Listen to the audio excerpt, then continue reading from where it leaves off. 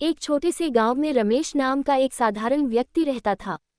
रमेश बचपन से ही मेहनती और ईमानदार था। उसके पास अधिक संपत्ति नहीं थी, लेकिन उसके पास दिल का बड़ा खजाना था। वो हमेशा दूसरों की मदद करने के लिए तैयार रहता था और अपने छोटे परिवार के लिए हर संभव कोशिश करता था।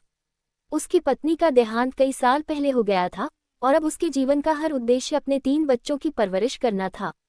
उसके 3 बच्चे थे, बड़ा बेटा मोहन, बेटी पूजा और सबसे छोटा बेटा संजय। रमेश दिन रात मेहनत करता था।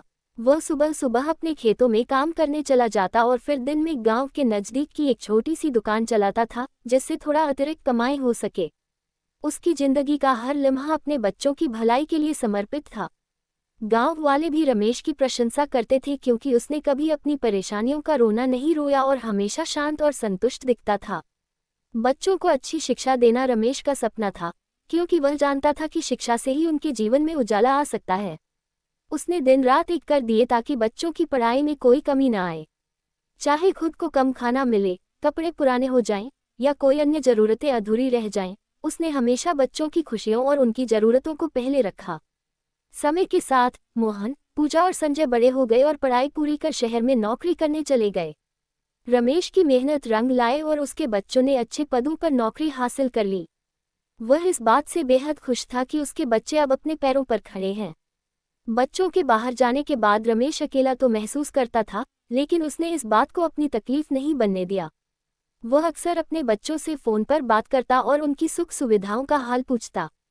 कुछ समय बाद रमेश की तबीयत खराब रहने लगी। उसकी उम्र ढल चुकी थी और लगातार मेहनत के कारण उसका शरीर कमजोर हो गया था।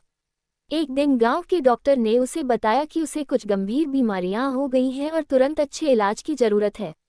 रमेश के पास ज्यादा पैसे नहीं थे, लेकिन उसने सोचा कि उसके बच्चे अब कमा रहे हैं और उसकी मदद जरूर करेंगे।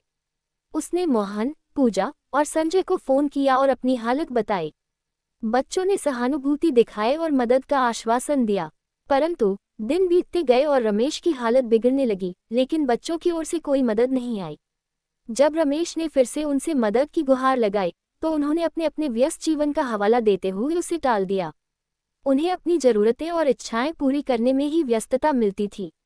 बच्चों का व्यवहार रमेश के लिए दिल को चीरने वाला था, लेकिन उसने अपने दुख को अपने अंदर ही समेट लिया। रमेश की देखभाल गांव के कुछ लोगों ने करना शुरू किया। वे उसे खाना दे देते, उसकी दवा लाकर दे देते और किसी न किसी तरह उसकी जरूरतें पूरी कर देते। रमेश ने कभी शिकायत नहीं की, परंतु उसे अंदर ही अंदर यह एहसास होने लगा कि जिन बच्चों के लिए उसने अपना जीवन कुर्बान कर दिया, वे अब उसे भूल चुके हैं। उसके शरीर की शक्ति धीरे धीरे खत्म हो रही थी, लेकिन उसका मन अभी भी बच्चों की खैर खबर चाहता था। आखिरकार एक दिन रमेश ने अपने प्राण त्याग दिए। उसकी मृत्यु के बाद गांव वालों ने उसके बच्चों को खबर दी, लेकिन तब तक बहुत देर हो चुकी थी।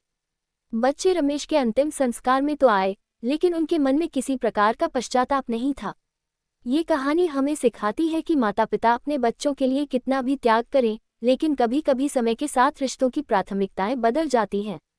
ये हर बच्चे का कर्तव्य है कि वह अपने माता पिता के त्याग का सम्मान करे और उनकी जरूरत के समय उनके साथ खड़ा रहे। रमेश जैसे पिता का बलिदान व्यर्थ नहीं जाना चाहिए और ऐसे संबंधों की अहमियत समझनी चाहिए।